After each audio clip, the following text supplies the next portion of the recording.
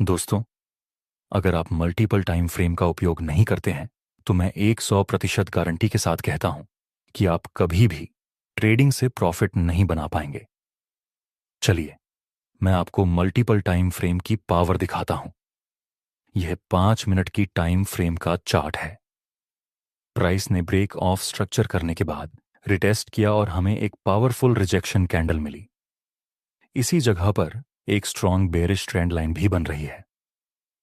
मुझे पूरा यकीन है कि इस जगह पर आपने सेल करने का मन बना लिया होगा। जैसे ही आप सेल करते हैं वैसे ही तुरंत मार्केट रिवर्स हो जाता है और आपका स्टॉप लॉस हिट हो जाता है। आप सोचते होंगे कि यहां रेजिस्टेंस था, बेयरिश ट्रेंड लाइन थी, रिजेक्शन कैंडल थी और मार्केट का स्ट्रक्चर भी बेयरिश था, फिर भी मेरा स्टॉप लॉस क्यों हिट हुआ? तो दोस्तों, यहां आपने एक गलती कर दी। आपने मल्टीपल टाइम फ्रेम एनालिसिस नहीं किया था।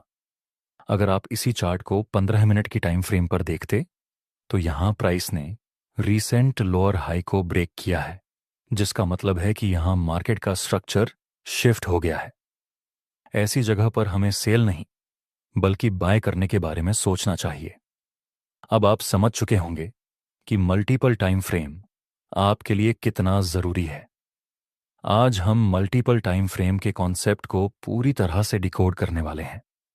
इस वीडियो को देखने के बाद आपको मल्टीपल टाइम फ्रेम को लेकर कोई भी डाउट नहीं रहेगा।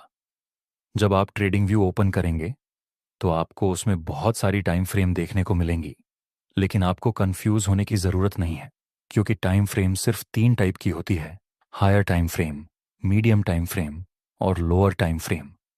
अब सवाल यह है कि इनमें से कौन सी टाइम फ्रेम आपको यूज करनी है।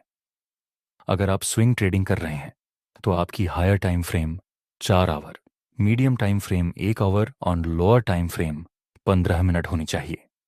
अगर आप इंट्राडे ट्रेडिंग करते हैं तो आपकी higher time frame 1 hour, medium time frame 15 minute और लोअर टाइम फ्रेम 5 मिनट होनी चाहिए। और अगर आप स्कैल्पिंग करते हैं तो आपकी higher time frame 15 minute, medium time frame 5 minute और लोअर टाइम फ्रेम 1 मिनट या फिर 3 मिनट होनी चाहिए। अब हम सबसे इंपॉर्टेंट पॉइंट को डिस्कस करने जा रहे हैं। अगर आप क्रिप्टो, फॉरेक्स या स्टॉक मार्केट में नए हैं या ट्रेडिंग में लॉस हो रहा है तो पहले बेसिक्स से एडवांस तक सीखना हेल्पफुल रहता है। इसके लिए हमारा 30 डे स्ट्रक्चर्ड ट्रेडिंग कोर्स है, जिसमें technical analysis, price action, smart money concepts और ऑप्शंस ट्रेडिंग सिंपल और प्रैक्टिकल तरीके से सिखाया जाता है। अगर आप सच में ट्रेडिंग को प्रोफेशनल लेवल पर करना चाहते हैं तो डिटेल्स डिस्क्रिप्शन में है और कूपन कोड NEW10 यूज करने पर 40% ऑफ मिल जाएगा। आपको ये 3 टाइम फ्रेम को कैसे यूज करना है, तो अब हम अपने एनालिसिस को शुरू करते हैं। सबसे पहले हम 4 आवर की टाइम फ्रेम को सिलेक्ट करेंगे। यहां आपको देखना है कि मार्केट का स्ट्रक्चर क्या है।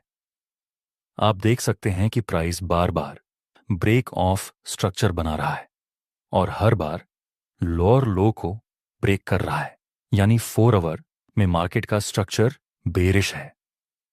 बेरिश स्ट्रक्चर होने की वजह से अगले स्टेप में आपको सिर्फ और सिर्फ सेल साइड के ट्रेड लेने हैं। 4 आवर में आपको सिर्फ मार्केट का स्ट्रक्चर देखना है और कुछ नहीं।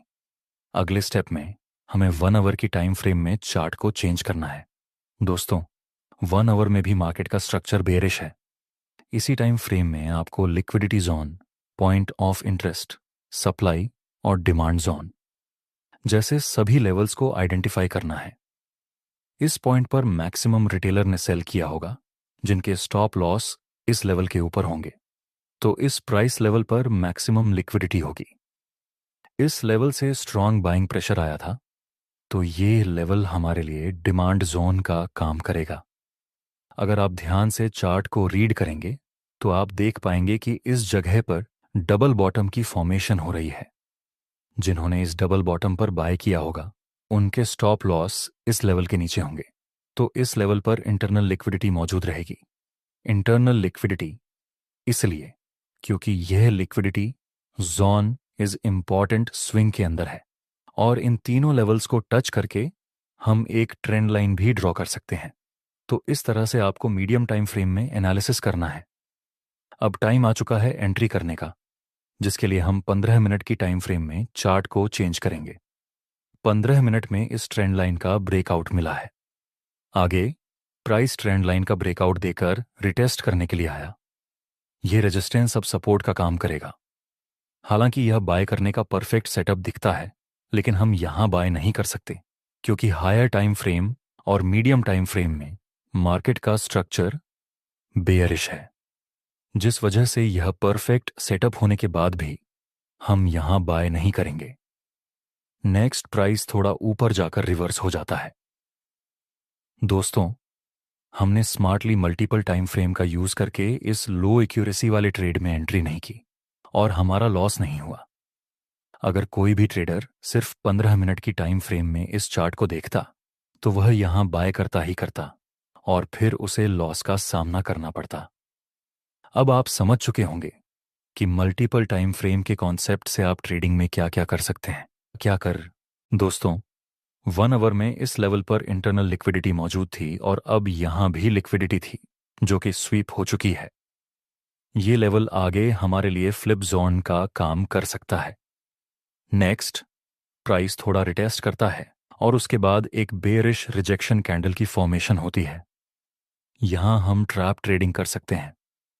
ध्यान से देखिए, जब मार्केट में बेरिश कैंडल की फॉर्मेशन हो रही थी तब इन सभी बेरिश कैंडल्स में हाई वॉल्यूम देखने को मिला और जब प्राइस रिटेस्ट करने लगा तब ग्रीन कैंडल्स के वॉल्यूम बार स्मॉल देखने को मिले।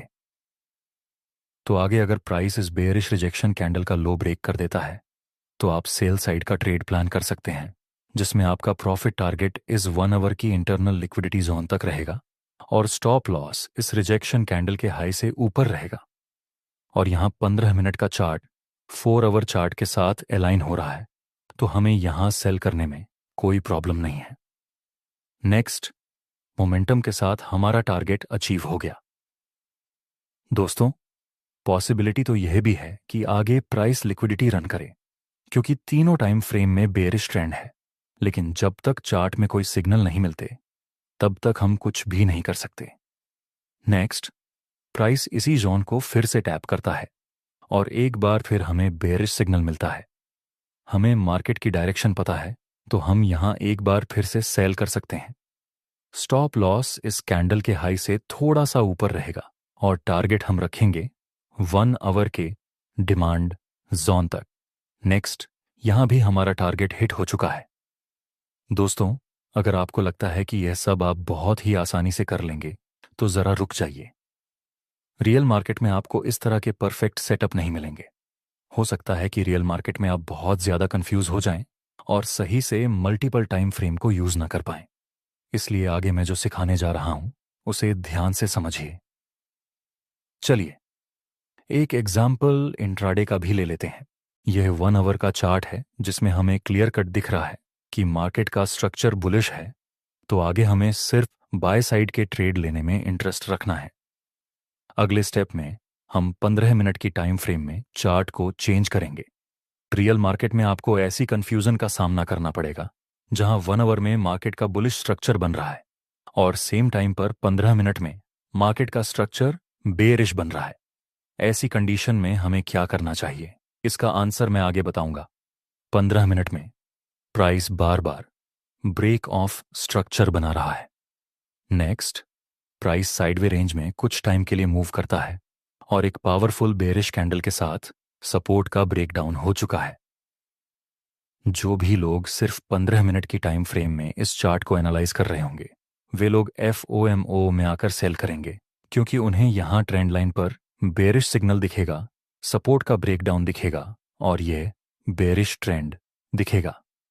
लेकिन दोस्तों, मुझे लगता है कि यह मैनिपुलेशन हो सकता है। ICT में हम इसे कहते हैं एक्यूमुलेशन मैनिपुलेशन डिस्ट्रीब्यूशन, जिसको हम AMD मॉडल भी कहते हैं, जिसके अनुसार प्राइस रियल मूव देने से पहले एक फेक मूव जनरेट करता है, जिसको हम मैनिपुलेशन कहते हैं।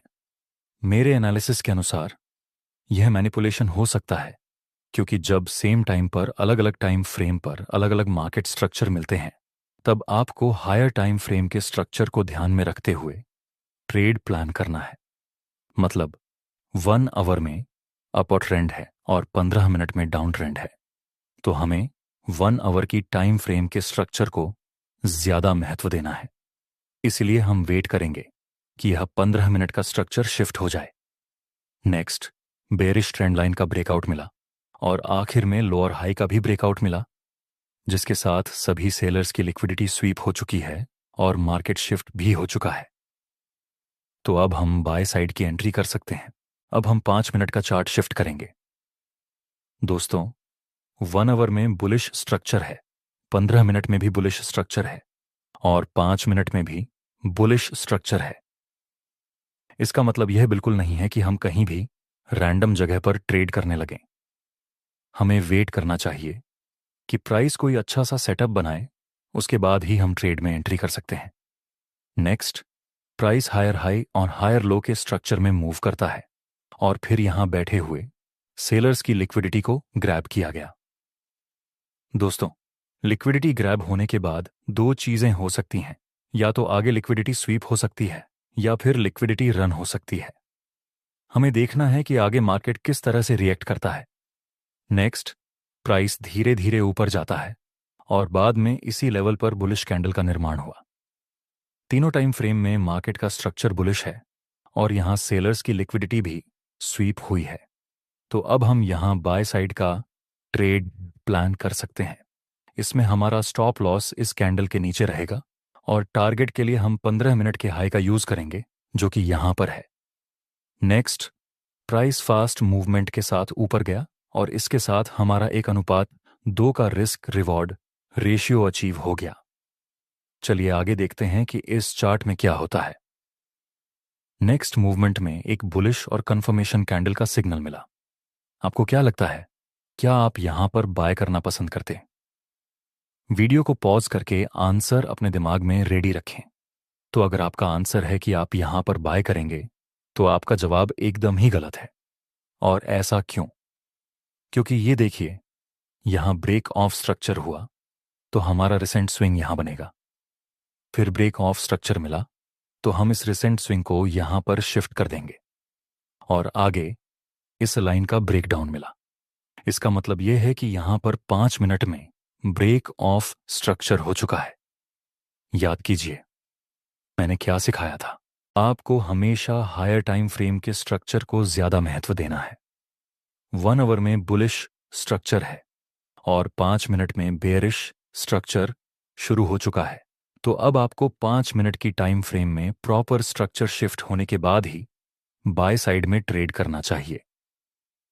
नेक्स्ट, सारे बायर्स की लिक्विडिटी ग्रैब हो जाती है और सिर्फ इतना ही नहीं, प्राइस ने यहां बैठे हुए बायर्स, यहां बैठे हुए बायर्स और यहां बैठे हुए बायर्स, इन सभी की लिक्विडिटी को टारगेट किया।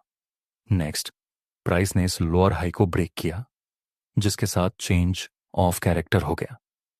नेक्स्ट, प्राइस साइडवे हो जाता है और इस साइडवे रेंज का ब्रेकआउट भी मिलता है। 1 आवर, 15 मिनट और 5 मिनट, इन सभी टाइम फ्रेम में मार्केट का स्ट्रक्चर बुलिश है और फिर इस जगह पर हाई लेवल में बायर्स की लिक्विडिटी को कलेक्ट किया गया है। तो अब आप यहां पर बाय कर सकते हैं। SL इस लेवल के नीचे रहेगा और टारगेट इस लिक्विडिटी जोन तक रहेगा। नेक्स्ट, प्राइस अब डायरेक्शन में मूव करता है और हमारा टारगेट अचीव हो गया।